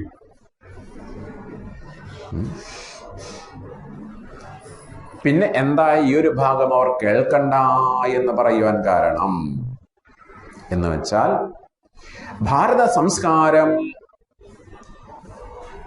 സംസ്കാരം ആരംഭിക്കുന്നത് കുട്ടി ജനിച്ചതിന് ശേഷമല്ല. നമുക്ക് പലർക്കും ഒരു കൺഫ്യൂഷൻ ഉണ്ട് അല്ലേ. കുട്ടികൾക്ക് നല്ല സംസ്കാരം കൊടുക്കണം എന്നൊക്കെ പറയും. അപ്പൊ ചിലര് പറയും കൊച്ചു കുട്ടിയെ തുടങ്ങണം, ചിലര് പറയും ഇത്തിരി മുതിർന്നിട്ട് മതിയെന്ന്. ഇത് രണ്ടും തെറ്റാണ്. കാരണം കുട്ടി സമ്പാദ്യവുമായിട്ടാണ് ഇങ്ങോട്ട് വരുന്നത്. നമ്മളൊക്കെ നല്ല സമ്പാദ്യമായിട്ടാണ് വരുന്നത്. ചിലപ്പം പറയാറുണ്ട് ഞാൻ വെറും കൈയായിട്ടാ വന്നത്. ഒന്നുമല്ല, ക്ലീൻ സ്ലേറ്റുമായിട്ടല്ല വന്നിരിക്കുന്നത്. നിറയെ സമ്പാദ്യവും അല്ല ഇങ്ങോട്ട് വരില്ലായിരുന്നു. വന്നപ്പോഴേ തന്നെ നല്ല സമ്പാദ്യം നമ്മുടെയൊക്കെ കയ്യിലുണ്ട്. ജന്മാന്തരങ്ങളായിട്ട് ആർജിച്ച സമ്പത്തല്ലേ. അപ്പൊ എന്ത് ചെയ്യണം? വരുന്നതിന് മുമ്പ് തന്നെ സംസ്കരണ പ്രക്രിയ ആരംഭിക്കണം. ഈ സമ്പാദ്യത്തിന്റെ അളവ് കുറയ്ക്കാം. അതാണ്. അപ്പോ നമുക്ക് ഷോഡശ സംസ്കാരം പഠിക്കേണ്ടതാണ് നമ്മളൊക്കെ. ഇതില് ഒന്നാമത്തെ സംസ്കാരം ഗർഭാധാനമാണ്. 16 സംസ്കാരങ്ങളിൽ ഒന്നാമത്തെ സംസ്കാരം ഗർഭാധാനമാണ്. വിവാഹിതരായ ഭാര്യ ഭർത്താക്കന്മാർ നല്ല അച്ഛനും അമ്മയും ആകുവാനുള്ള ട്രെയിനിങ് ആദ്യം അവർക്ക് കിട്ടണം. അതാണ്. ഇന്നിപ്പോ ധാരാളം പരസ്യങ്ങൾ കാണാറുണ്ട് നമ്മളല്ലേ. എന്തൊക്കെയാ? നിങ്ങൾക്കും വേണ്ടിയ നല്ലൊരു കുട്ടി, നല്ലൊരു അമൂൽ ബേബിയുടെ ചിത്രമൊക്കെ കാണും അല്ലേ. ബാഹ്യ സൗന്ദര്യത്തിന്റെ പരസ്യമാണ്, അവരെ മരുന്ന് വയ്ക്കാനുള്ള പരസ്യമാണ് അതൊക്കെ. അങ്ങനെ ബാഹ്യ സൗന്ദര്യം ഉണ്ടായിട്ട് ആന്തരികമായ സംസ്കാരമില്ലാതെ കുട്ടി ജനിച്ചാൽ വലിയ അപകടമാണ് അല്ലേ? ഇപ്പൊ അത് കാണുന്നുണ്ട് ഒത്തിരി. അപ്പൊ ആദ്യം വേണ്ടത് ഈ ഒരു സംസ്കാരമാണ് ഉള്ളിലേക്ക് വേണ്ടത്. അതിന് അച്ഛനും അമ്മയും ആകുവാൻ തയ്യാറാവണം. അതുകൊണ്ടാണ് പണ്ട് കാലങ്ങളില് വിവാഹം കഴിഞ്ഞാൽ ഉടനെ കുട്ടി വേണമെന്ന് ആരും പറയാറില്ല. അതിന് കുറച്ച് സമയം കാത്തിരിക്കാൻ പറയും. അപ്പൊ എന്ത് ചെയ്യണം? അച്ഛനും അമ്മയുള്ള ട്രെയിനിങ് വേണം അവർക്ക്.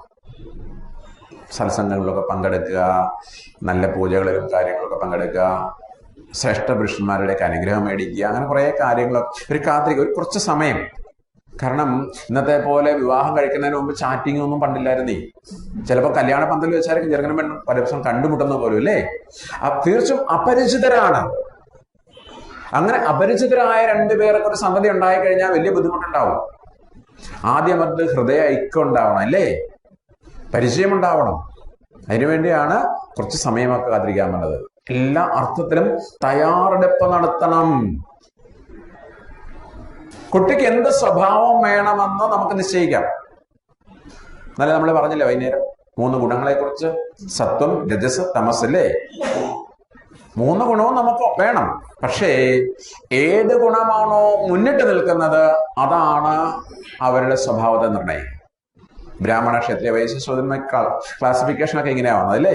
അപ്പൊ എന്റെ കുട്ടി സത്വഗുണപ്രധാനിയാവണം എന്നാണ് അച്ഛനമ്മമാര് തീരുമാനിക്കുന്നതെങ്കിൽ അവരുടെ ആഹാര രീതി അങ്ങനെ ആയിരിക്കണം. രജോ ഗുണമാണെങ്കിൽ അങ്ങനെയുള്ള ആഹാരമാവും, തമസാണെങ്കിൽ അതങ്ങനെയാവാം അല്ലേ? കഴിക്കുന്ന ആഹാരം. അപ്പോ അച്ഛനും അമ്മയും അല്ലെ ഭാര്യയും ഭർത്താവും കഴിക്കുന്ന ആഹാരം സാത്വിക ഗുണം വേണോ, രാജസ്യ ഗുണം വേണോ, താമസിക ഗുണം വേണോ, തന്റെ കുട്ടിക്ക് നമുക്ക് തീരുമാനിക്കാം. അങ്ങനെയുള്ള ആഹാരം. കാരണം ഈ കഴിക്കുന്ന അന്നമാണ് പിന്നീട് അണ്ടവും ബീജവും ഒക്കെ ആയിട്ട് മാറേണ്ടത്. അപ്പോ ആഹാരരീതി, ചിന്താഗതികള്, അവരുടെ കർമ്മങ്ങള്, ഇതൊക്കെ ജനിക്കാനിരിക്കുന്ന കുട്ടിയെ അങ്ങേയറ്റം സ്വാധീനിക്കുന്നുണ്ട്. ഇതാണ് തയ്യാറെടുപ്പ് എന്ന് പറയുന്നത്.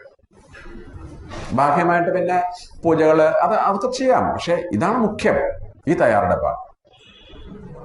ഇങ്ങനെ തയ്യാറെടുപ്പ് നടത്തി ഇല്ലെങ്കിൽ എന്താ കുഴപ്പം? മഹാഭാരതത്തിലെ ഒരു ദൃഷ്ടാന്തം പറഞ്ഞ പെട്ടെന്ന് മനസ്സിലാവും. ശന്തനു മഹാരാജാവിനെയും ഭീഷ്മരെയും സത്യവതിയും ഒക്കെ നമുക്കൊക്കെ പരിചയമുണ്ട് അല്ലേ? അപ്പോ ശന്തനു മഹാരാജാവിന്റെ ഭാര്യയായിരുന്നു ഗംഗാദേവി. ജനിച്ച കുട്ടികളെയൊക്കെ തിരിച്ചെടുത്തു. അവസാനം 8ാമത്തെ പുത്രൻ ജനിച്ചു. ഭീഷ്മരെ ജനിച്ച സമയത്ത് അവനെ തിരിച്ചു തരാൻ ആവശ്യപ്പെട്ടപ്പോൾ വാക്കിന്റെ ലംഘനമായി. കാരണം താൻ എന്ത് പറഞ്ഞാൽ തിരിച്ചു പറയാൻ പാടില്ല എന്നാണ് കരാർ ലംഘിച്ചത് കൊണ്ട് ഗംഗ തിരിച്ചു പോവുകയാണ്. പക്ഷെ പോകുമ്പോൾ ഈ കുട്ടിയെ മാത്രം വളർത്തി അവനെ പൂർണ്ണ രീതിയിൽ തിരിച്ചു കൊടുക്കുകയും ചെയ്തു. അങ്ങനെ ഗംഗാദത്തൻ ശന്തനു മഹാരാജാവിന്റെ പുത്രനായിട്ട് യുവരാജാവായിട്ട് വളർന്നു വരികയാണ്. ഒരിക്കൽ നായാട്ടിന് പോയപ്പോഴാണ് മത്സ്യകന്യകയായ സത്യവതിയെ കണ്ടുമുട്ടുന്നത്. അവളെ ഭാര്യയാക്കണമെന്ന് മോഹിച്ചു. പക്ഷേ ആ മുക്കുവൻ എന്തായി? വലിയ ശുൽക്കം ആവശ്യപ്പെട്ടു. ഇവളിൽ ജനിക്കുന്ന കുട്ടിക്ക് രാജ്യാധികാരം കൊടുക്കണം. തനിക്ക് യുവരാജാവ് ഉണ്ടല്ലേ, അതുകൊണ്ട് തിരിച്ചു പോകും. പക്ഷെ തിരിച്ചു കൊട്ടാരത്തിലെത്തിയിട്ടും ഈ സത്യവതിയെ ഓർമ്മിച്ചുകൊണ്ടായിരുന്നത്. അപ്പോൾ മന്ത്രിമാരിൽ നിന്നൊക്കെ കാര്യങ്ങൾ ഗ്രഹിച്ച ഇദ്ദേഹം ഗംഗാദത്തൻ അവിടെ എത്തി ആ മുക്കുവൻ പറഞ്ഞ കാര്യങ്ങളൊക്കെ അതേപടി അക്സെപ്റ്റ് ചെയ്തുകൊണ്ട് അമ്മയായിട്ട് സത്യവതിയെ സ്വീകരിക്കുകയാണ്. അപ്പൊ തായി കുമാരൻ എന്തിനും വഴങ്ങും എന്ന് കണ്ടതോടുകൂടി മുക്കുവൻ എന്ത് ചെയ്തു? തന്റെ വല ഒന്നുകൂടെ നീട്ടി എറിഞ്ഞു. കിട്ടുന്നൊക്കെ പോരട്ടെ. അതാണ് ആദ്യം ഇവളിൽ ജനിക്കുന്നവന് രാജ്യാധികാരം സമ്മതിച്ചു. അപ്പോഴാണ് അടുത്ത വല എന്താണ്? ഇനി അങ്ങ് വിവാഹം കഴിച്ച് അടുത്ത തലമുറയിൽ അവരവകാശമുള്ളതാണ് അയച്ചാലോ? അവിടെയാണ് ആജീവനാന്തം നൈഷ്ഠിക ബ്രഹ്മചാരി ആയിരിക്കും എന്നുള്ള ഭീഷ്മ പ്രതിജ്ഞ ചെയ്യുന്നതും അച്ഛന് സ്വച്ഛന്ദ മൃതി എന്ന് വരം കൊടുക്കുന്നതൊക്കെ. അങ്ങനെ ഈ ശന്തനു മഹാരാജാവിന് സത്യവതിയിൽ 2 പുത്രന്മാർ ജനിക്കുന്നു, വിചിത്രവീരനും ചിത്രാംഗതനും. ഇതിൽ ചിത്രാംഗതൻ തന്റെ അതേ പേരുള്ള ഒരു യക്ഷനുമായിട്ട് ഏറ്റുമുട്ടി ആ കാലത്തിൽ കൊല്ലപ്പെട്ടു. വിചിത്രവീരൻ ജന്മനാ ക്ഷയരോഗിയായിരുന്നു. ഈ വിചിത്രവീരന് വേണ്ടിയാണ് കാശി രാജാവിന്റെ സ്വയംവരപ്പന്തലിൽ പോയി അംബാലികമാരെ കൊണ്ടുവരുന്നത്. അമ്പയെ തിരിച്ചയക്കുന്നു. അംബാലികമാർ അവരിൽ പുത്രനുണ്ടാകുന്നതിന് മുമ്പ് തന്നെ, മക്കളുണ്ടാകുന്നതിന് മുമ്പ് തന്നെ വിചിത്രവീരനും മരിക്കുന്നു. അങ്ങനെ സത്യവതിയുടെ എല്ലാ മോഹങ്ങളും വെറുതെയായി. ഭീഷ്മരോട് കെഞ്ചി പറഞ്ഞു, പ്രതിജ്ഞ പിൻവലിക്കണം, ഇവരെ തന്നെ വിവാഹം കഴിക്കണം. പക്ഷെ ഭീഷ്മർ തന്റെ പ്രതിജ്ഞയിൽ ഉറച്ചു നിന്നു. അവസാനം പരാശര മഹർഷിയിൽ തനിക്കുണ്ടായ പുത്രൻ വേദവ്യാസനെ ക്ഷണിച്ചു വരുത്തുന്നു. തന്റെ പുത്രവധുക്കളിൽ സന്താനോൽപാദനം നടത്തുവാൻ ആവശ്യപ്പെടുന്നു. അമ്മയുടെ എന്താഗ്രഹവും സാധിച്ചു കൊടുക്കാന്ന് പണ്ട് വാക്കൊക്കെ കൊടുത്ത ആളാണ്. അപ്പോ വ്യാസൻ സമ്മതിക്കും, തീർച്ചയായിട്ടും അമ്മയുടെ ആജ്ഞയല്ലേ. പക്ഷെ വ്യാസൻ പറഞ്ഞൊരു കാര്യം, അവർ അമ്മമാരാവാൻ തയ്യാറെടുപ്പ് നടത്തട്ടെ എന്നാ പറഞ്ഞു. കുറച്ച് കാത്തിരിക്കാൻ. എന്താ കാരണം? സ്വയംവര പന്തലിൽ നിന്ന് പിടിച്ചുകൊണ്ട് വന്നതാണ്. ശക്തനായ ഭീഷ്മര കൊണ്ടുവന്നത്. അയാളെ എതിർക്കാൻ കഴിവില്ലായിരുന്നു. ഭീഷ്മര വിവാഹം കഴിച്ചാൽ കുഴപ്പമില്ലായിരുന്നു. പക്ഷെ ഇവിടെ കൊണ്ടു കൊടുത്തത് ഈ ക്ഷയരോഗിയായ വിചിത്രവീരനാണ് അല്ലേ. അയാളാണ് മരിക്കുകയും ചെയ്തു. തങ്ങളുടെ ഭാവി നശിപ്പിച്ച ഹസ്തിനപുരിയോട് ഒടുങ്ങാത്ത പകയുമായിട്ടാണ് പിന്നീട് ആ കുമാരിമാർ അന്തപുരത്തിൽ കഴിഞ്ഞിരിക്കുന്നത്. എതിർക്കാൻ ശക്തിയില്ലാത്തതുകൊണ്ട് അവര് അങ്ങനെ കഴിഞ്ഞു എന്ന് മാത്രം. ഈ സമയത്ത് അവർക്ക് മക്കളുണ്ടായാൽ അവർക്ക് ജനിക്കുന്ന മക്കളും അതേ പകയോടുകൂടി ജനിക്കുള്ളൂ. അതുകൊണ്ട് അവരുടെ മനസ്സ് ശാന്തമാവട്ടെ, അതിനുശേഷം പുത്രോൽപാദനം നടത്താം. പക്ഷെ സത്യവതിക്ക് കാത്തു നിൽക്കാൻ സമയമില്ലായിരുന്നു. കാരണം പ്രായം കൂടിയവരാണ്. ജനങ്ങളുടെ ചിന്താഗതി മാറിയാൽ ഇതൊന്നും നടക്കില്ലല്ലേ, തന്റെ പരമ്പര പിന്നീട് ഉണ്ടാവില്ല. അതുകൊണ്ട് വീണ്ടും പുത്രനെ നിർബന്ധിക്കുകയാണ്. അങ്ങനെ അമ്മയുടെ നിർബന്ധം കാരണം വ്യാസന് തയ്യാറാവുന്നു. അപ്പോഴേക്കും പറഞ്ഞിട്ടുണ്ട്, എൻ്റെ മകൻ വളരെ കേമനാണ്. വ്യാസൻ ഇല്ലേ, വളരെ കേമനാണ്, അദ്ദേഹത്തിനുണ്ടാകും, നിങ്ങൾ മഹാഭാഗ്യവതികളാണെന്നൊക്കെ പറഞ്ഞിട്ടുണ്ട്, അതിന് തയ്യാറായിക്കോളെ. അപ്പം അംബികയ്ക്ക് അമ്പാലയൊക്കെ സന്തോഷമായി. എന്തായാലും മക്കളുണ്ടായ അത്രയായല്ലോ. പക്ഷെ ഈ വ്യാസൻ കേമൻ എന്നൊക്കെ പറഞ്ഞിട്ടേ ഉള്ളൂ, കണ്ടിട്ടില്ല. വ്യാസൻ എന്നൊക്കെ പറഞ്ഞപ്പോൾ ഒരുപക്ഷെ വിചാരിച്ചിട്ടാണ് പല ഷാരൂഖ് ഖാനെ പോലെയുള്ള ആളാ. ഈ ഒരു രൂപം കണ്ടതോടുകൂടി ഒരാള് കണ്ണടച്ചും മറ്റേ ആള് വെറുപ്പോടുകൂടിയും അദ്ദേഹത്തെ സ്വീകരിച്ചു എന്ന് പറയാം. അങ്ങനെ അന്ധനായ ധൃതരാഷ്ട്രം പണ്ടുള്ള പാണ്ഡുവും ജനിക്കുന്നു. ഈ രണ്ട് മക്കൾക്ക് നാട് ഭരിക്കാൻ യോഗം ഉണ്ടാവില്ലെന്ന് വിശാല ബുദ്ധി വ്യാസൻ അങ്ങനെയാണല്ലേ, അതിന് മനസ്സിലായി. അദ്ദേഹം ഒരു പുത്രനെങ്കിലും എൻ്റെ അമ്മയ്ക്ക് വേണമല്ലോ. വീണ്ടും അംബികയെ സമീപിക്കുമ്പോൾ തൻ്റെ ദാസിയാണ് പറഞ്ഞു വിടുന്നത്. എന്നാൽ വ്യാസന്റെ മഹത്വം അറിയാവുന്ന ദാസി അദ്ദേഹത്തെ വളരെ ഭക്തിപൂർവ്വം സ്വീകരിക്കുന്നു. അവളിൽ വിദുരർ എന്ന ധർമ്മിഷ്ഠനായ പുത്രനുണ്ടാകും. ഇതൊരു മഹാഭാരതത്തിലെ ഒരു ദൃഷ്ടാന്തമാണെങ്കിലും ഈ ഒന്നാമത്തെ സംസ്കാരവുമായിട്ട് വളരെ ബന്ധപ്പെട്ടാണ് ഇരിക്കുന്നത്. ഗർഭാധാന സംസ്കാരവുമായിട്ട് എപ്രകാരമുള്ള തയ്യാറെടുപ്പ് നടത്തണം, ഒരമ്മ അച്ഛൻ അവരുടെ മനസ്സ് എപ്രകാരം ഇരിക്കണം, ജനിക്കാനിരിക്കുന്ന കുട്ടിയെ എപ്രകാരം ഇതൊക്കെ സ്വാധീനിക്കുന്നുണ്ട് എന്നൊക്കെ അന്നത്തെ കാലത്ത് പോലും ചിന്തിച്ചിരുന്നു അല്ലേ എന്ന് ആലോചിച്ച് നോക്കൂ. ഇന്ന് ആധുനിക ശാസ്ത്രമൊക്കെ ഇത് വളരെ ഊന്നി പറയുന്നൊരു കാര്യമാണ്. അതുകൊണ്ട് ഈ ഒരു തയ്യാറെടുപ്പ് വേണം. അതുകൊണ്ടാണ് ഗർഭാധാന സംസ്കാരം. അച്ഛനും അമ്മയും ആകുവാനുള്ള തയ്യാറെടുപ്പുണ്ടാകും. ഇന്ന് പലപ്പോഴും അതുണ്ടാവുന്നില്ല. എങ്ങനെയോ കുട്ടി ഉണ്ടായി പോകുന്നു അല്ലേ, അതാണ് യാദൃശ്ചികമായിട്ട്. അതിൻ്റെതായ കുറേ ഫലങ്ങളൊക്കെ നമ്മൾ കണ്ടുവരുന്നുണ്ട് പല കുടുംബങ്ങളിലും. ഇപ്പൊ നമ്മൾ ജനിക്കുന്നതിന് മുമ്പുള്ള അവസ്ഥ ഇപ്പൊ കണ്ടത്, ബാക്കി നമുക്ക് നാളെ കാണാം വിശദമായിട്ട്. അപ്പോ ജനിക്കുന്നതിന് മുമ്പേ ആരംഭിക്കുന്നു നമ്മുടെ സംസ്കാരങ്ങള്, മരിച്ച ശേഷവും അത് തുടരുന്നു. അതുകൊണ്ടാണ് നമ്മുടെ പ്രിയപ്പെട്ടവരൊക്കെ മരിച്ചു കഴിഞ്ഞാൽ ജീവിച്ചിരിക്കുന്ന കാലത്തോളം ശ്രാദ്ധാദി കർമ്മം ചെയ്യണമെന്ന് പറയുന്നത്. ഇത് തുടർച്ചയാണ്. അവരുടെ ശരീരം മാത്രമേ വിട്ടുപോയിട്ടുള്ളൂ, പക്ഷേ അവർ നമ്മുടെ കൂടെയുണ്ട് എന്ന വിശ്വാസം. അതുപോലെ ശിശു ഇവിടെ ജനിച്ചിട്ടില്ല, പക്ഷെ അതിനു മുമ്പ് തന്നെ ശിശുവിന് സംസ്കാരം പ്രദാനം ചെയ്യുന്നു. ആധുനിക ശാസ്ത്രമൊക്കെ ഇത് വളരെയധികം സമ്മതിക്കുന്നുണ്ട്. ഒരു അമ്മയുടെ ചിന്തകൾ, പ്രവർത്തികൾ, വികാരങ്ങൾ, ആന്തരികമായ സ്വാസ്ഥ്യതകൾ, മാനസിക ബുദ്ധിപരമായ തലം, ഇതൊക്കെ ഗർഭസ്ഥ ശിശുവിനെ പ്രകാരം ബാധിക്കുന്നു. അതുകൊണ്ടാണ് പണ്ട് കാലങ്ങളിൽ വളരെ ആഘാതവും പ്രക്ഷോഭവും ഉണ്ടാവാതെ തന്നെ അവർ അങ്ങനത്തെ വാർത്തകളൊന്നും അവർ കേൾക്കരുത്, ഗർഭകാലം ഏറ്റവും സേഫായിട്ടിരിക്കണം എന്നൊക്കെ പണ്ട് പറയാറുള്ള കാലം.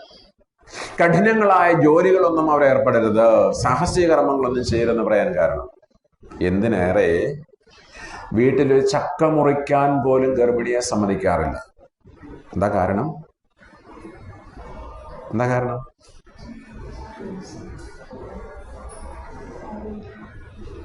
ആ ചക്കയ്ക്കകത്ത് ചക്കക്കുരു ഉണ്ടല്ലേ, അതൊരു ബീജമാണ്, അത് മുറിയും.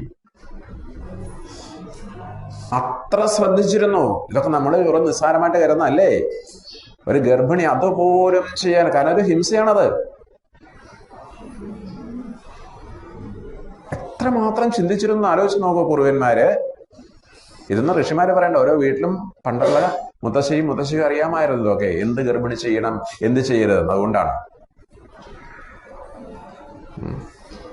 പരമാവധി സത്സംഗങ്ങളൊക്കെ ചെയ്യുക, നാമം ചൊല്ലുക, നല്ല കാര്യങ്ങളൊക്കെ കേൾക്കുക, ഈശ്വരഭജനം ചെയ്യുക. വാക്കിൽ പ്രവൃത്തിയിൽ എല്ലാം വിശിഷ്ടമായ ചിന്തകൾ കൊണ്ടുവരണം. സാമൂഹിക, രാഷ്ട്രീയ, ആധ്യാത്മിക മേഖലയിലൊക്കെ പ്രഗത്ഭരായ പലരും പറയാറുണ്ട്, അവരുടെ അമ്മയാണ് ഈ വിധത്തിൽ മോൾഡ് ചെയ്തത്. ഒരു വ്യക്തി ഏറ്റവും കൂടുതൽ സ്വാധീനിക്കുന്നത് ആ സമയത്ത് കൊടുക്കുന്ന സംസ്കാരമാണല്ലേ.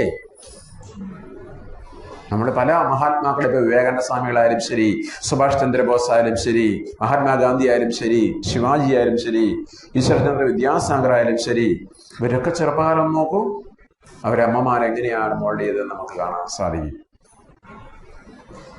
നല്ല കഥകളിൽ കൂടി നല്ല സംസ്കാരം കൊടുത്തിരുന്നു അല്ലേ. അപ്പൊ ഗർഭാവസ്ഥയിൽ കൊടുക്കുന്ന ഈ സംസ്കാരമാണ് ത്യാഗം, സേവന മനസ്ഥിതി, അതുപോലെ ധൈര്യം, ആത്മവിശ്വാസം, ഇവയൊക്കെ അവർക്ക് പകർന്നു കിട്ടുന്നത്. ഗർഭകാലത്തൊരമ്മയുടെ വിചാരം, ലോകത്തെ ഏറ്റവും കൂടുതൽ ബുദ്ധിമാന്മാര്, ധൈര്യശാലികള് ഉള്ള രാജ്യം ഏതാന്ന് ഇന്ന്?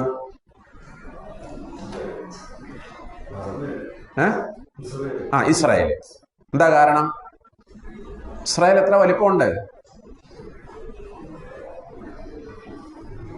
വളരെ ചെറിയൊരു രാജ്യമാണ്. കേരളത്തിനേക്കാളും അല്പം കൂടെ കൂടുതലുണ്ടാവും, അത്രയേ ഉള്ളൂ. പക്ഷേ എത്ര രാജ്യങ്ങൾ കൂട്ടമായിട്ട് അതിനെ ആക്രമിക്കുന്നു അല്ലേ. ഒന്ന് ആലോചിച്ച് നോക്കൂ. ഒളിഞ്ഞും തെളിഞ്ഞും, ഇന്നും ഇന്നലെ തുടങ്ങിയതല്ല, എത്രയോ വർഷങ്ങളായിട്ട് അവിടെ ജീവിക്കുന്ന ജനങ്ങളുടെ അവസ്ഥ ഒന്ന് ആലോചിച്ചിട്ടുണ്ടോ? ഓരോ വീടിനും ബങ്കറുകളുണ്ട്. എപ്പോ സൈറൺ മുഴങ്ങിയാലും അതിൻ്റെ അത് പോയി ഒളിക്കണം. ഇങ്ങനെയാണ് അവരുടെ ജീവിതം മുഴുവനും. ഒന്നൊളിക്കാൻ വിട്ടുപോയിട്ടുണ്ടെങ്കിൽ അതാണ് ഇപ്പോൾ 2 മാസം മുമ്പ് കണ്ടത് അല്ലേ. ഒന്ന് സൈറൺ, കാരണം യാദൃശ്യം പെട്ടെന്ന് കയറി വന്നതുകൊണ്ട് ആ സൈറൺ മുഴക്കാൻ വിട്ടുപോയി. 10,000, 1500 അതിനെ പിടിച്ചുകൊണ്ട് അത്രയും പേരെ കൊല്ലുകയും ചെയ്തു. ഭീകരന്മാരാണ് ഈ സമയത്ത്. പക്ഷെ അതിനൊക്കെ ചെറുത്ത് തോൽപ്പിച്ചുകൊണ്ട് ഏറ്റവും ധീരമായിട്ട് പൊരുതിക്കൊണ്ട് നിൽക്കുന്നു. ലോകത്തിൽ സ്ത്രീകൾക്ക് നിർബന്ധ സൈനിക സേവനമുള്ള ഏക രാജ്യമാണ്. 5 വർഷമെങ്കിലും മിനിമം അവരും ചെയ്യണം ജോലി. അവിടെയൊക്കെ അപ്പൊ പലരും ഇതിനെക്കുറിച്ച് ചാരന്മാരെയൊക്കെ വിട്ട് എങ്ങനെ ഇവർക്ക് ഇത്ര ധൈര്യമൊക്കെ കിട്ടുന്നതെന്നൊക്കെ അതുകൊണ്ടല്ലോ പഠനമൊക്കെ നടത്തി നോക്കി. അപ്പോഴാണ് ഒരു ഗർഭിണികൾ എങ്ങനെയാണ് ഇസ്രായേലിൽ ജീവിക്കുന്നതെന്നൊക്കെ വളരെ വിചിത്രമായ പല കാര്യങ്ങൾ അവർ പഠിച്ചു. ഏറ്റവും കൂടുതൽ എന്താ പറയുക, ഈ ബുദ്ധിപരമായ കാര്യങ്ങൾക്ക് ഒരു പ്രാധാന്യം കൊടുക്കാറുണ്ട്. ചെസ് കളിക്കും, നിർബന്ധമായിട്ട് ചെസ് കളിക്കണം. ഏറ്റവും കൂടുതൽ ബുദ്ധി വികസിക്കും. ഗർഭസ്ഥ ശിശുവിലേക്ക് കിട്ടും. ഏറ്റവും വിഷമമേറിയ മാത്തമാറ്റിക്സ് പ്രോബ്ലംസ് ഒക്കെ ആ സമയത്ത് അവരെ കൊണ്ട് ചെയ്യിക്കും. അതിനൊക്കെ സംവിധാനങ്ങളുണ്ട് അവിടെ. കാരണം ഇത് ചെയ്യും തോറും ആ കുട്ടിയിലേക്ക് അങ്ങനെയുള്ള അതാണ് സംസ്കാരം കിട്ടുന്നത്. ബ്രെയിനിന് വ്യായാമം ജനിച്ച ശേഷമല്ല, അതിന് മുമ്പ് തന്നെ അമ്മ അത് ചെയ്യുവാണല്ലേ, അത് കുട്ടിയിലേക്ക് കൊടുക്കുന്നു.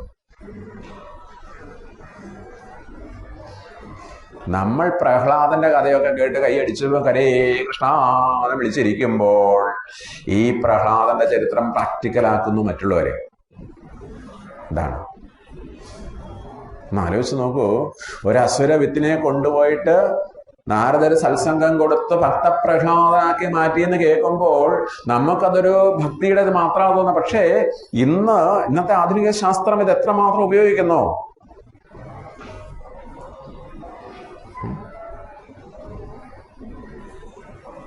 ഇനി ഇത് നേരെ തിരിച്ചുണ്ട്. ഇതേ ഗർഭാവസ്ഥ നമ്മളൊക്കെ സീരിയൽ കണ്ട്, സിനിമ കണ്ട്, അല്ലെങ്കിൽ മൊബൈലിലെ ഓരോ കാര്യങ്ങൾ, സെക്സും വയലൻസ് നിറഞ്ഞ കാര്യമാണ് കണ്ടും കേട്ടവും നമ്മൾ ചെലവഴിക്കുന്നെങ്കിലോ ആ കുട്ടിക്ക് എന്ത് സംസ്കാരം കിട്ടും? അപ്പൊ ഒരു ഗർഭസ്ഥ ശിശുവിനോട് അതിന്റെ ശരീരത്തോടൊപ്പം മാനസിക ഭാവങ്ങളും രൂപപ്പെട്ടു വരികയാണല്ലേ. വലിയൊരു ഉത്തരവാദിത്തമാണ് നിർവഹിക്കേണ്ട ആ സമയത്ത്. അപ്പൊ ഇനി പറയാൻ പോകുന്ന കാര്യങ്ങളൊക്കെ ലൈംഗികമായ ചില കാര്യങ്ങളായതിനാല് അത് കേട്ടെന്തെങ്കിലും തെറ്റായ ഒരു ചിന്ത അവരിലേക്ക് വന്നാൽ അതുപോലും ഗർഭസ്ഥ ശിശുവിനെ ബാധിക്കാൻ സാധ്യതയുണ്ടെന്ന് അറിഞ്ഞത് കൊണ്ടാണ് അവൾ തൽക്കാലം പുറത്തു പോയിരിക്കാൻ പറഞ്ഞത്. കാരണം ഗർഭിണിയായി കഴിഞ്ഞു അല്ലേ. അപ്പൊ ഇനി ഈ കാര്യം തൽക്കാലം കേട്ട് അവളൊരു തെറ്റായ ചിന്ത വരാൻ പാടില്ല. അതുപോലും എത്ര വലിയ ഭീഷണമാണ്. പുരുഷേഹവ അയം ആദിതോ ഗർഭോ ഭവതി. ഇവിടെ പുരുഷൻ എന്ന ആധ്യാത്മിക ശാസ്ത്രത്തിൽ പറയുന്നത് പുരുഷനും സ്ത്രീയും. ആദ്യം മനുഷ്യനിൽ അവൻ വളർന്നു. ആ വളർന്നു വരുന്നതായ സമയത്ത് അവന്റെ പൂർണ്ണ അവസ്ഥയെ പ്രാപിക്കുന്ന സമയത്ത് ഗർഭോ ഭവതി. ഗർഭം എന്ന് വെച്ചാൽ നിറഞ്ഞിരിക്കുന്നു എന്നർത്ഥം. നമ്മുടെ ശിരകളിലൂടെ, നമ്മുടെ ധമനികളിലൂടെ അടിമുതൽ മുടി വരെ നമ്മുടെ ഓജസ് നിറഞ്ഞിരിക്കുന്നു. അതിനാൽ നമ്മളൊക്കെ ആ ഗർഭം നിറഞ്ഞിരിക്കുന്നവരാണ്. ഈ മനുഷ്യനിൽ അവന്റെ ഓജസ്, തേജസ് നിറഞ്ഞിരിക്കുന്നു. രേതഃ, ഈ ബീജം, ദ്രവം, സർവേഭ്യ അംഗേഭ്യ തേജഃ, ഈ ഊർജദ്രവം സർവേഭ്യ അംഗേഭ്യ, സർവ അംഗങ്ങളിൽ നിന്നും സർവ അവയവങ്ങളിൽ നിന്നും ആ തേജസ്സിനെ ആവാഹിക്കുന്നു. അപ്പൊ ലൈംഗിക കർമ്മം ചെയ്യുന്ന സമയത്ത് അവരുടെ സർവ അംഗങ്ങളിൽ നിന്നും സർവ അവയവങ്ങളിൽ നിന്നും സർവധമനികളിലും നിറഞ്ഞു നിൽക്കുന്ന അവന്റെ തേജസ് അവന്റെ ഉൽപാദന ഇന്ദ്രിയത്തിലേക്ക് പ്രവേശിക്കുന്നു. അപ്പോ ഈ ഒരു ഭാവം പിന്നീട് എന്ത് ചെയ്യുന്നു? തത് രേതഃ, ആ രേതസ് സംഭൂത ആത്മനി ഏവ ആത്മാനം വിവർത്തി. അത് അവൻ തന്നെയാണ്, സ്വയം അവൻ തന്നെയാണ്. അവനിൽ ഉണ്ടായതായ രേതസ്, ഈ സത്ത, സ്ത്രീയാം സിഞ്ചതി, ലൈംഗിക ക്രിയയിലൂടെ സ്ത്രീയിൽ നിക്ഷേപിക്കുന്നു. അവന്റെ സർവധമനികളിലും നിറഞ്ഞു നിന്ന വീര്യത്തെ സമാഹരിച്ച് സ്ത്രീയിൽ നിക്ഷേപിക്കുന്നു. തത് ഏനം ജനയതി, അങ്ങനെ അവൻ ജനിക്കുന്നു. തദസ്യ പ്രഥമം ജന്മ, അതവന്റെ ഒന്നാമത്തെ ജന്മമാകുന്നു. ലൈംഗിക ക്രിയയിലൂടെ അവൻ ജനിച്ചു എന്നർത്ഥം. ഇതാണ് ഉപനിഷത്തിന്റെ വീക്ഷണം. നമ്മൾ ഈ 10 മാസം കഴിഞ്ഞ് കുട്ടിയുടെ കാര്യം പലപ്പോഴും ചിന്തിക്കുന്നുള്ളൂ അല്ലേ? വാസ്തവത്തിൽ ആ ലൈംഗിക ക്രിയ കഴിയുന്നതോടുകൂടി പ്രഥമം ജന്മ, കുട്ടിയുടെ ഭാഗധേയം നിർണയിച്ച് കഴിഞ്ഞു. ബാക്കിയൊക്കെ ഇനി കൂട്ടിച്ചേർക്കലാണ്. നമ്മുടെ ഈ റോഡൊക്കെ ടാർ ചെയ്യുമ്പോൾ ആദ്യം ആ ചെയ്യുന്നുണ്ടല്ലോ, അതാണ് സുപ്രധാനം അല്ലേ? അതിൻ്റെ അകത്ത് കൃത്യം കൂട്ടുകളൊക്കെ ഇല്ലെങ്കിലോ പിന്നെല്ലാം എന്തൊക്കെ അതിന്റെ മുകളിൽ കൊണ്ട് ഒഴിച്ചാലും പൊളിഞ്ഞു പോകും. ഇതുപോലെയാണ് പ്രഥമം ജന്മ, ഇതാണ് മുഖ്യം. അതുകൊണ്ടാണ് നമ്മൾ ഒന്നാമത്തെ സംസ്കാരം ഇത്രയും പ്രാധാന്യം കൊടുത്തത്, ഗർഭാധാനം. ഇത് നന്നായാലേ ഇനിയുള്ള 15 സംസ്കാരവും ശരിയാവുള്ളൂ. ഷോഡശ സംസ്കാരത്തിന് അച്ഛനും അമ്മയും ആകുവാനുള്ള തയ്യാറെടുപ്പുണ്ടാവണം. ആ ഒരു നിമിഷത്തിൽ അമ്മയുടെ ചിന്ത, അച്ഛന്റെ ചിന്ത, ഇതൊക്കെ ജനിക്കാനിരിക്കുന്ന കുട്ടി അത്രമാത്രം സ്വാധീനിക്കുന്നുണ്ട്. പ്രഥമം ജന്മ, ഇതിനെ നമ്മൾ ഒന്നാമത്തെ ജന്മം എന്നാ പറയുന്നത്. ഇനി 2 ജന്മം കൂടെയുണ്ട്, നമുക്ക് നാളെ കാണാം.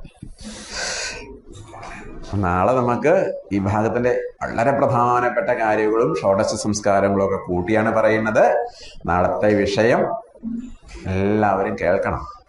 ഇതിന്റെ മുഴുവൻ ഭാഗങ്ങളും കൂട്ടി നമുക്ക് 4 മന്ത്രമേ ഉള്ളെങ്കിലും അതിൻ്റെ അകത്ത് നമ്മൾ ഷോഡശ സംസ്കാരം കൂടി പരമാവധി പറയാം.